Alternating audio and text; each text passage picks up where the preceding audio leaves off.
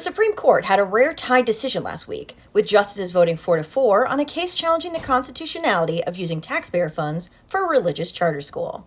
The tied decision leaves the lower court's ruling in place, but doesn't settle the question of whether using public money to fund religious schools violates the Establishment Clause. What is the Establishment Clause? Why did the founders establish a separation of church and state? And what comes next? ASP Explains. In 2023, Oklahoma's school board authorized funding for a Catholic charter school, prompting the state's attorney general to challenge the decision. The Oklahoma State Supreme Court ruled against the plan, finding it violated the Establishment Clause. The First Amendment opens with the Establishment and Free Exercise Clauses, saying, Congress shall make no law respecting an establishment of religion or prohibiting the free exercise thereof. Together, the Establishment and Free Exercise Clauses create what is called separation of church and state. The separation of church and state was intended to prevent state-sponsored religion like the Church of England, while ensuring religious freedom. Until 2022, the Supreme Court relied on the Lemon Test to determine if a law violated the Establishment Clause. The Lemon Test has 3 parts. The law must have a secular purpose, neither advance nor inhibit religion,